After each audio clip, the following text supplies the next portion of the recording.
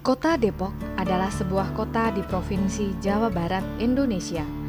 Kota ini terletak tepat di selatan Jakarta, yakni antara Jakarta Bogor. Kota Depok sendiri berasal dari kota dalam bahasa Sunda yang berarti pertapaan atau tempat bertapa.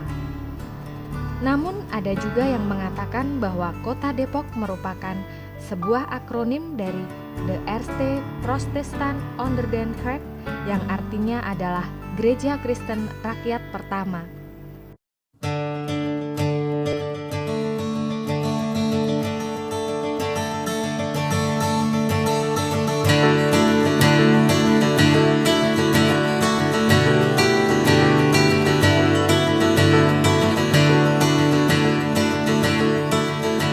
Kompleks Sumur Tujuh Beringin Kurung. Sumur Tujuh Beringin Kurung terdapat di Kecamatan Beji, Depok Utara. Jika hendak berkunjung ke tempat keramat ini, kita akan melewati pemukiman penduduk di perunas pertama tersebut. Di tengah-tengah keramaian masyarakat yang sering sholat di Masjid Nurul Salam inilah, kita akan diingatkan oleh keberadaan Kerajaan Sunda Pajajaran melalui situs Sumur Tujuh Beringin Kurung, karena letaknya yang berdampingan dengan Masjid Nurul Salam. Pada masa itu, sungai merupakan jalur utama penghubung antar daerah. Depok sebagai wilayah yang juga dialiri oleh Sungai Ciliwung tercatat sebagai tempat yang sering disinggahi oleh utusan-utusan dari daerah kekuasaan Kerajaan Sunda Pajajaran seperti Banten dan Cirebon. Hubungan antara Banten dan Cirebon menjadikan utusan-utusan dengan misi penyebaran agama Islam tersebut bertemu di wilayah Depok. Jejak-jejak Islam Banten dan Islam Cirebon ini ditemukan di petilasan Mbah Raden Wujud Beji sebagai bagian dari situs Sumur Tujuh Beringin Kurung. Pada hari raya Islam seperti Mauludan, tempat keramat atau kampung keramat yang lebih dikenal oleh masyarakat dengan sebutan petilasan Mbah Raden Wujud Beji ini akan ramai dikunjungi oleh peziarah yang berasal dari berbagai daerah. Para peziarah akan dipandu oleh seorang juru kunci untuk melakukan serangkaian ritual, dimulai dengan membasuh wajahnya atau mandi dari air sumur tujuh terakhir. Lalu dilanjutkan dengan berdoa di dalam bangunan yang menghadap pada akar pohon beringin tua yang usianya sudah puluhan tahun. Di dalam bangunan terdapat 3 ruangan, yaitu pertama, ruang tamu yang berfungsi sebagai tempat bincang-bincang para peziarah dengan Bapak Kuncen. Ruang istirahat diperuntukkan bagi peziarah yang ingin tidur di sana agar bisa berjumpa dengan seseorang yang diinginkan. Ketiga adalah ruang doa. Dan di dalam ruang doa ini terdapat benda-benda pusaka seperti keris peninggalan tentara Islam Banten. Dan dilengkapi dengan wangian dan asap dupa inilah para peziarah akan memanjatkan doa-doa mereka untuk memperoleh keberkahan hidup.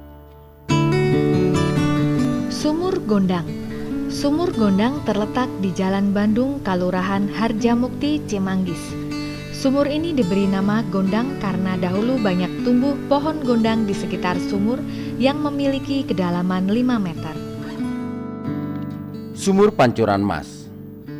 Sumur Pancuran Mas berdampingan dengan situ Pancuran Mas dan terletak di tengah-tengah pemukiman padat penduduk. Posisi kedua mata air ini lebih rendah dan untuk keamanan dibuat pagar keliling dengan 1 pintu untuk memasuki area situ dan sumur tersebut. Tidak ada sejarah yang jelas tentang keberadaan situ dan mata air ini, tetapi bisa ditelusuri melalui cerita yang beredar di sekitarnya dan kesaksian para sesepuh yang tinggal di sana. Kesaksian pertama datang dari seorang budak asal Bali yang mengatakan bahwa suatu pagi ia menemukan mata air yang berkilauan seperti emas karena diterpa sinar matahari dan kemudian dijadikan tempat bertapa. Lalu orang-orang menamainya Sumur Pancuran Mas. Sedangkan kesaksian kedua berasal dari Bapak Usman Umang yang lahir pada tahun 1923. Orang pertama yang membuka lahan di sekitar situ dan mata air tersebut. Ia tinggal 300 meter dari sana. Menurutnya, Dahulu sumur Pancoran Mas adalah hutan dengan pohon-pohon besar dan dihuni oleh binatang buas seperti harimau dan buaya. Orang-orang Belanda sering datang untuk rekreasi di situ Pancoran Mas. Oleh orang-orang Belanda, situ ditata rapi dan diperindah dengan lantai marmer. Dibuatkan pipa dari tembaga, mungkin juga dari emas, untuk memancurkan air yang keluar dari mata air tersebut. Terdapat juga kendi-kendi besar buatan Kampung Lio untuk menampung air. Tetapi semua itu hancur ketika terjadi perang antara Belanda dan Jepang. Sumur Bandung. Sumur Bandung berada di RT 7 RW 11 Kampung Taman, Kelurahan Cipayung. Terdapat dua versi cerita. Pertama, ada yang menyebut sebagai sumur rawa gabus karena ada banyak ikan gabus di dalamnya. Tetapi menurut Kuncen Sumur Bandung Bapak Naseh, dari dulu nama mata air tersebut adalah Sumur Bandung. Sumur Bandung berbentuk segi empat dan dikelilingi oleh tembok, sehingga menyatu dengan pohon beringin yang ada di dekatnya. Dan di dalam lubang pohon beringin inilah banyak peziarah datang untuk bertapa. Dahulu, kampung taman ini adalah hutan dengan pohon-pohon besar yang mengalirkan air jernih dari bawahnya, seperti pancuran.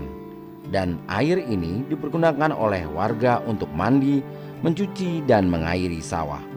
Masih menurut Bapak Naseh, di sini juga terdapat punden berundak, tetapi rusak oleh warga sekitar yang tidak mengerti tentang peninggalan arkeologi.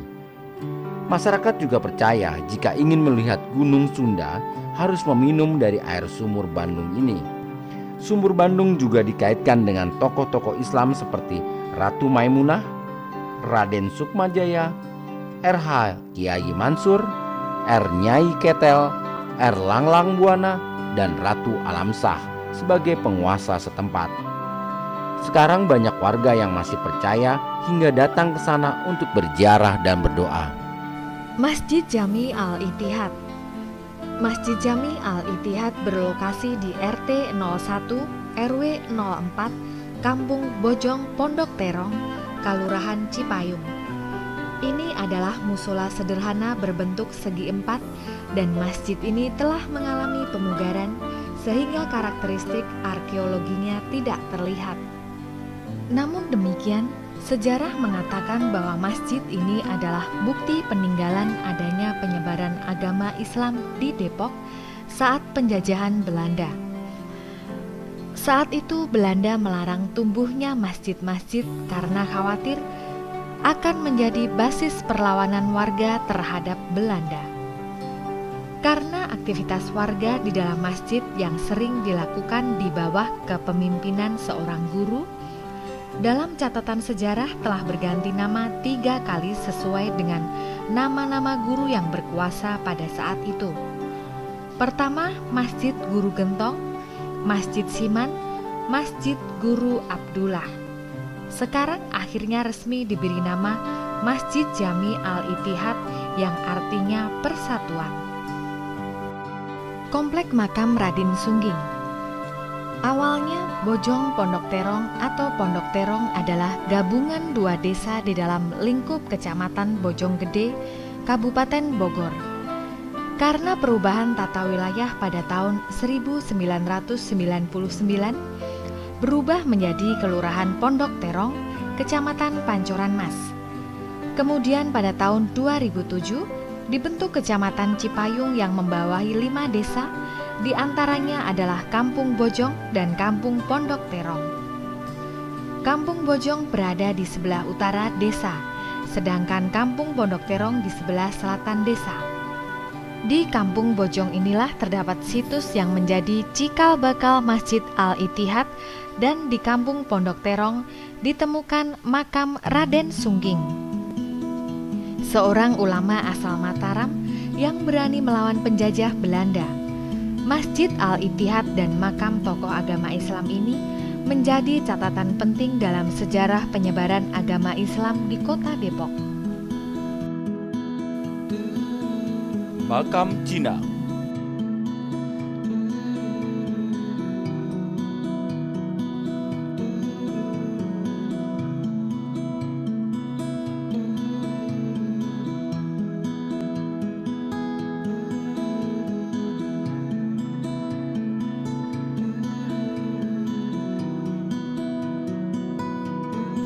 GPIB Immanuel. GPIB Immanuel terletak di Jalan Pemuda nomor 70 ini dahulu bernama Gereja Masehi. Gereja yang dibangun oleh Cornelis Castelin pada tahun 1700 merupakan gereja pertama di Depok. Ini merupakan tempat ibadah bagi 12 marga kaum Depok yang merupakan pengikut Castelin. Awalnya gereja ini terbuat dari kayu dan bahan rumbia, kemudian diganti dengan batu, tetapi sempat rusak akibat gembab, kemudian dibangun kembali pada tahun 1854. Pada tahun 1946 berubah menjadi GPIB Immanuel karena telah berganti kepemilikan dari JLCC ke tangan pengurus besar Gereja GPIB Immanuel. Hingga sekarang GPIB Immanuel jika hari Minggu dipadati warga Kristen di Depok dan telah banyak mengalami pemugaran. Tetapi sebagai peringatan tentang sejarah terbentuknya gereja ini, maka di depan pintu terdapat prasasti dan setiap pintu tertulis nama-nama dari 12 marga Depok Lama.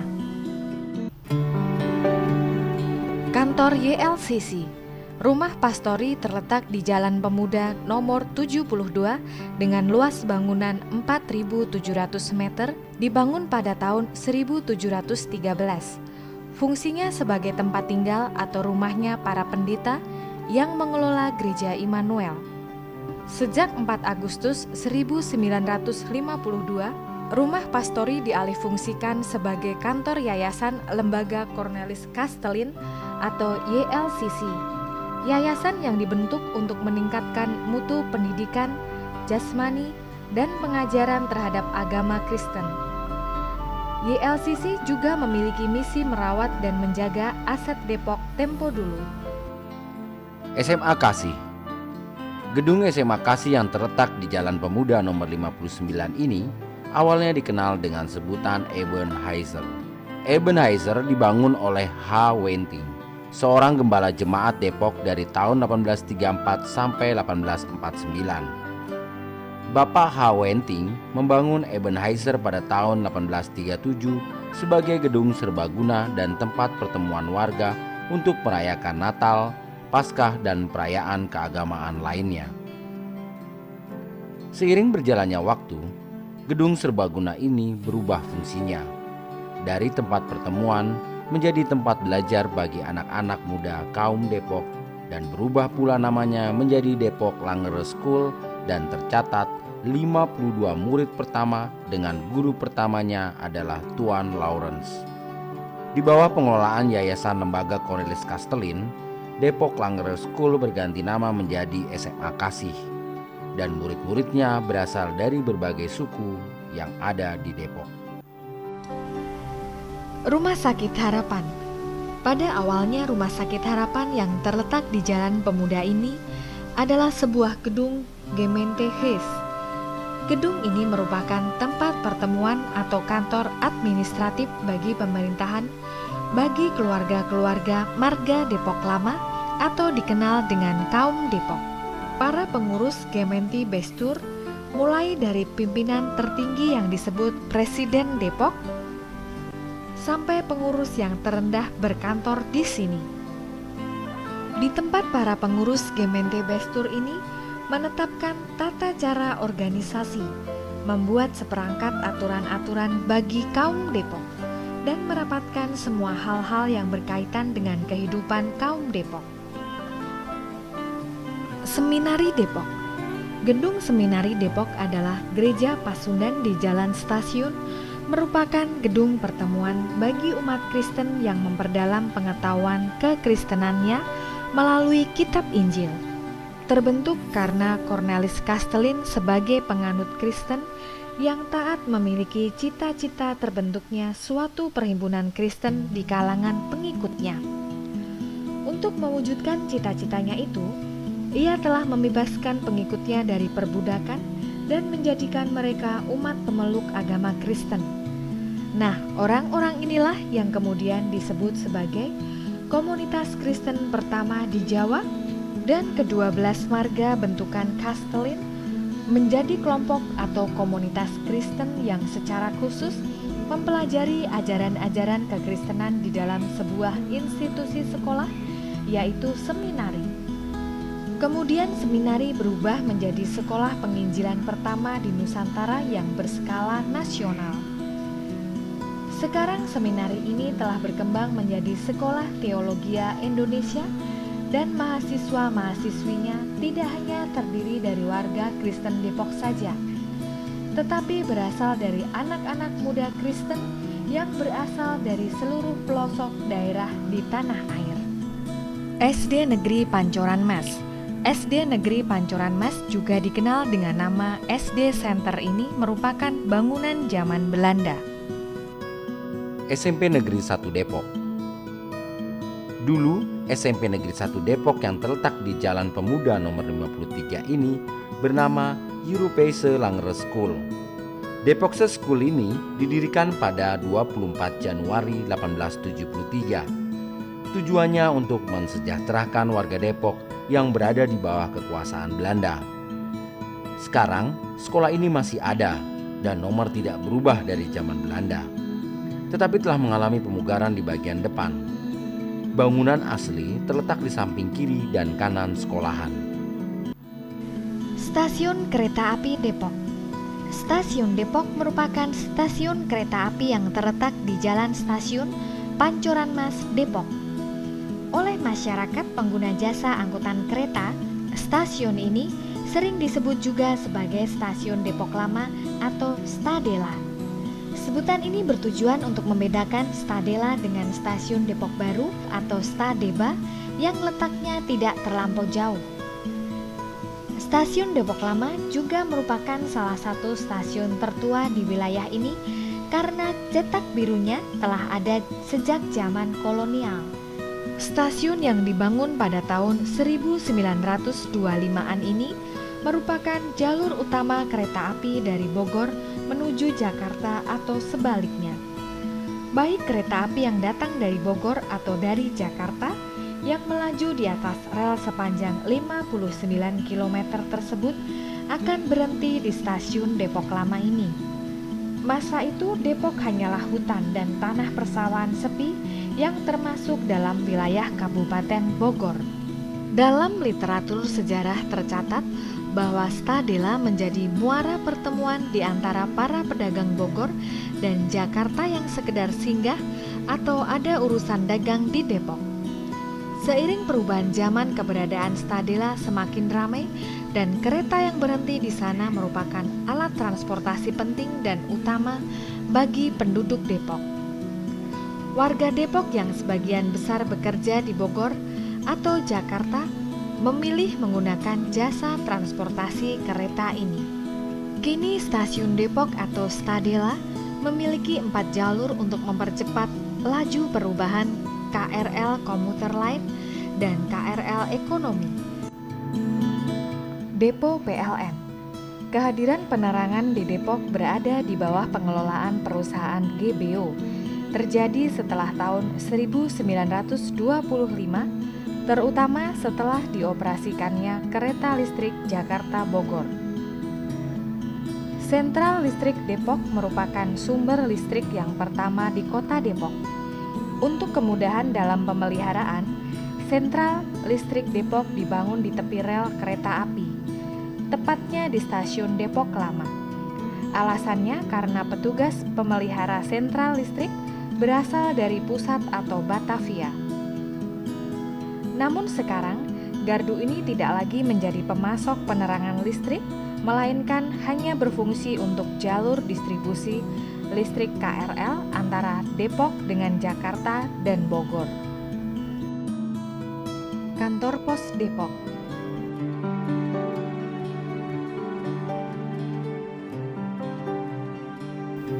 Jembatan Panus. Jembatan Panus dibangun di atas Sungai Ciliwung oleh seorang insinyur yang bernama Andre Lawrence pada tahun 1917. Panjang jembatan kurang lebih 65 meter dan lebar kurang lebih 4 meter.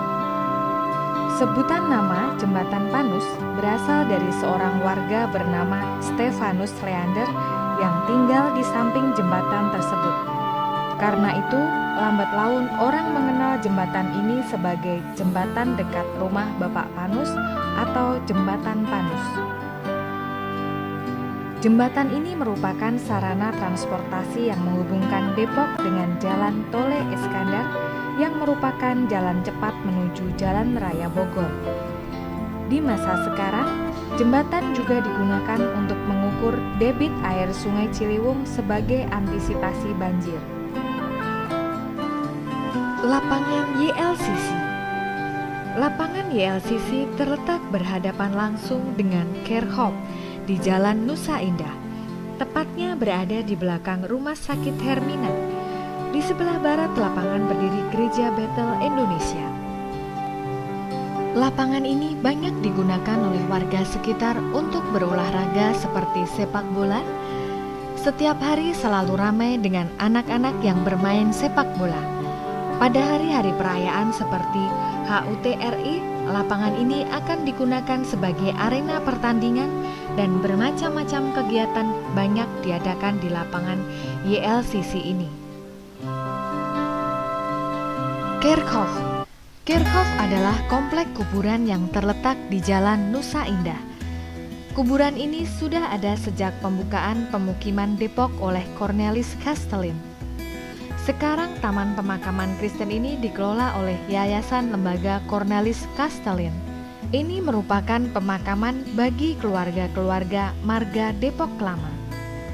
Di sana akan ditemukan nisan-nisan bertuliskan nama seorang lengkap dengan marganya seperti Lun, Ishak, Bakas, Samuel, Yonatan, Leander, Sudira, Zadok, Zakob, Joseph, Lawrence, Tolense. Taman Hutan Raya. Hutan Depok merupakan kawasan lindung yang disiapkan oleh Cornelis Kastelin untuk menjaga kelestarian dan keseimbangan alam. Kastelin melarang masyarakat Depok menebang pohon-pohon yang tumbuh di hutan Depok. Pada tanggal 31 Maret 1913, Gubernur Jenderal A.W.F. Edinburgh meresmikan hutan Depok sebagai cagar alam atau Nature Monument. Cagar alam Depok merupakan cagar alam pertama di Indonesia dengan SK Menteri Kehutanan dan Perkebunan Indonesia nomor 276/KPTS strip 2/1999 tanggal 7 Mei 1999 dengan fungsi sebagai cagar alam Pancoran Mas Depok menjadi Taman Hutan Rakyat. Rumah Jalan Pemuda nomor 7. Rumah ini dibangun pada tahun 1930 oleh keluarga A.C. Yonatan sebagai tempat tinggal keluarga itu. Rumah ini masih asli, tetapi pada tahun 1900-an mengalami perubahan pada bagian depan, yaitu penambahan satu ruang kamar untuk anak-anak A.C. Yonatan. Sampai pertengahan tahun 2013, rumah ini masih asli dan pemilik terakhir rumah tua itu adalah Maria Morena Yonatan. Tetapi terhitung mulai akhir Oktober 2013, rumah tua ini telah dibeli oleh Bapak Yanto, developer Permata Regensi dan Alam Permai. Menurut keterangan Jane M. Misa Jonathan pada awal tahun 2014, mungkin akan direnovasi oleh pemilik baru, namun akan tetap mempertahankan bentuk arsitekturnya. Rumah Jalan Pemuda nomor 11. Rumah yang dibangun pada tahun 1930-an ini merupakan tempat tinggal Ketua Gementi Depok yang pertama, yaitu Johannes Matis Yonatan. Kemudian diwariskan kepada anaknya Cornelis Yusuf Yonatan. Sekarang rumah ini dihuni oleh anak cucu dari Cornelis Yusuf Yonatan. Rumah Jalan Pemuda nomor 14.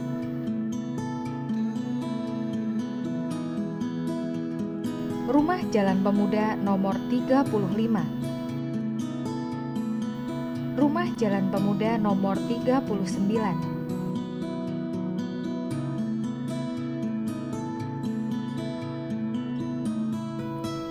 Jalan Pemuda nomor 45. Rumah Jalan Kamboja nomor 10.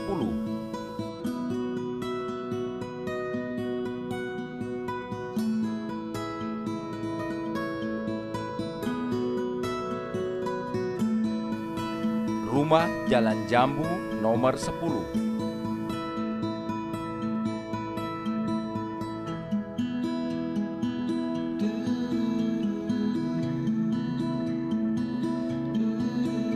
Rumah Jalan Flamboyan nomor 11.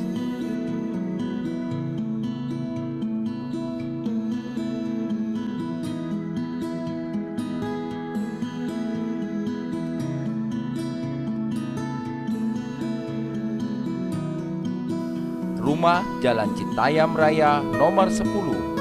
Rumah yang dibangun pada tahun 1917 ini merupakan tempat tinggal salah satu marga Depok lama. Kemudian dibeli oleh nenek kakek Saint Cyril. Kemudian diwariskan kepada kedua orang tua Saint Cyril. Sekarang ditempati oleh Saint Cyril berserta istri dan anaknya. Rumah Jalan Kartini nomor 18. Rumah Jalan Mawar nomor 16.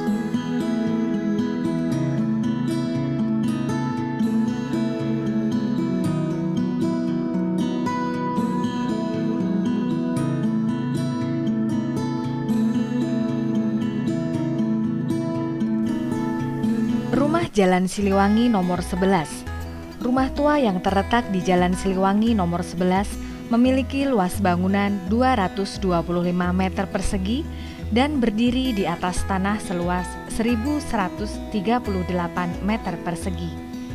Masa itu merupakan tempat tinggal bagi keluarga marga kaum Depok. Tidak banyak yang mencatat tentang sejarah rumah yang dibangun pada tahun 1930. Tetapi pernah dimiliki oleh Bapak J.H. Misayer dan hingga informasi terakhir rumah ini telah berganti pemilik. Kabarnya telah dibeli oleh seorang berketurunan India dan sedang dalam proses untuk disewakan. Tiang telepon.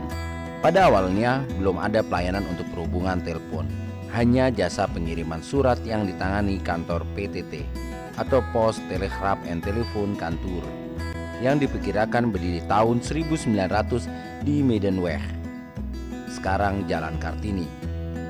Di masa lalu, pengelolaan perposan digabung dengan telepon dan dikelola oleh PTT. Demikian juga kantor telepon Depok yang dahulu terletak berdampingan dengan kantor pos di Jalan Kartini. Kantor telepon ini melayani jasa lokal maupun interlokal yang dilayani hanya oleh satu jalur telepon ke pusatnya di Jakarta. Dari sana baru disalurkan ke tempat tujuan. Tiang listrik ini merupakan monumen peninggalan masa awal pertelekomunikasian di Depok. Lonceng. Lonceng atau bel gereja pada awalnya digunakan sebagai tanda dimulainya ibadah. Lonceng ini juga digunakan sebagai sarana untuk mengabarkan berita duka atau lonceng kematian. Jika dentangan berbunyi 3 kali berturut-turut, bunyi itu menandakan kematian seorang dewasa. Sedangkan dentang satu persatu sebanyak 3 kali menandakan seorang anak yang wafat. Kabar ini diteruskan melalui dentangan 2 lonceng yang berada di lokasi berbeda. Masing-masing berada di Rawa Kandang, merupakan rumah Bapak Reinhard Leander di Jalan Bungur, dan satu lagi berada di Jalan Sersan Aning di Sumur Batu. Lonceng di tempat terakhir ini hilang dicuri sekitar tahun 1980. Ukuran garis tengah lonceng yang ada sekarang adalah 40 cm dengan tinggi 33 cm. Rumah Pondok Cina. Rumah tua Pondok Cina dibangun pada 1841 oleh seorang arsitek Belanda. Kemudian pada pertengahan abad ke-19 dibeli oleh saudagar Tionghoa Lau Tek Lok dan diwariskan kepada putranya Kapitan Der Chinesin Lau Cheng Xiang. Di sekitar rumah tua ini terdapat perkebunan karet dan persawahan. Orang-orang yang tinggal di sekitar rumah ini terdiri dari 5 keluarga yang semuanya keturunan Tionghoa. Mereka tidak hanya berdagang, ada yang menjadi petani di sawah sendiri atau bekerja di kebun karet milik tuan tanah Belanda. Dalam perjalanan waktu, tinggal 1 keluarga beserta keturunannya yang tersisa dalam mendiami rumah. Masa itu, Pondok Cina adalah areal hutan dan kebun karet yang dikenal dengan Kampung Bojong ini dijadikan tempat persinggahan untuk istirahat para pedagang Tionghoa yang datang dari Jakarta untuk berjualan di Pasar Depok. Tahun 1871, Depok menjadi daerah karisidenan sendiri di bawah pimpinan Cornelis Castelin. Depok berubah menjadi daerah baru berupa pemukiman yang ramai dihuni oleh Cornelis Castelin dan pengikutnya. Keramaian ini menarik minat pedagang Tionghoa untuk berjualan di sana. Tetapi Cornelis Castelin membuat peraturan bagi pedagang Cina. Mereka hanya boleh berdagang dan tidak boleh tinggal. Karena aturan dari Cornelis Castelin sebagai pembuka pemukiman di Depok yang melarang orang-orang Tionghoa untuk menetap di kawasan Depok, lambat laun pedagang-pedagang Tionghoa yang berdagang di Pasar Depok mulai menetap di seputar areal kebun karet tersebut dan diperbolehkan mendirikan pondok-pondok sederhana oleh tuan tanah Kampung Bojong yang keturunan Tionghoa. Sejak saat itu, orang mulai menyebut wilayah tersebut sebagai Pondok Cina. Rumah Cimanggis. Rumah Cimanggis adalah rumah tua yang terletak di Jalan Raya Jakarta Bogor. Rumah ini dibangun oleh David J. Smith antara tahun 1775 sampai tahun 1778. Pemilik rumah ini berganti-ganti dan pemilik terakhir adalah janda Gubernur Jenderal Petrus Albertus van der Para yang meninggal pada tahun 1787.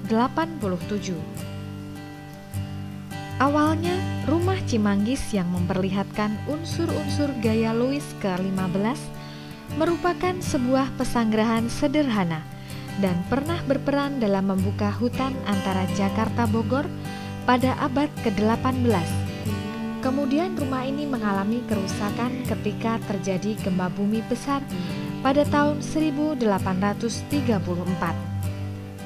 Dalam perkembangannya di bagian depan pekarangan rumah ini, muncul cikal bakal Pasar Cimanggis yang dahulu adalah pos penting untuk tempat peristirahatan sejenak bagi penduduk yang mengadakan perjalanan 1 hari yang melelahkan akibat kondisi jalan tanah yang rusak, dipenuhi rawa-rawa, sungai yang meluap, dan jembatan yang rusak. Pabrik pembakaran kapur. Pabrik pembakaran kapur terletak di Jalan Pekapuran. Pabrik yang didirikan pada masa kolonial ini menjadi asal-usul nama Jalan Pekapuran di Kelurahan Curuh, Kecamatan Cimanggis. Pabrik diperkirakan tutup sekitar tahun 1980 sampai 1990-an. Karena keberatan warga terhadap asap yang sangat besar saat api dipadamkan dan menimbulkan bau yang menyengat hidung. Awal November, tungku-tungku besar pembakaran kapur ini masih ada, tetapi pada tanggal 26 November 2013 sudah rata dengan tanah. Karena pemilik baru yaitu PT Merapi Utama Parma telah menghancurkan bangunan 3 tungku besar tersebut untuk pabrik farmasi yang baru.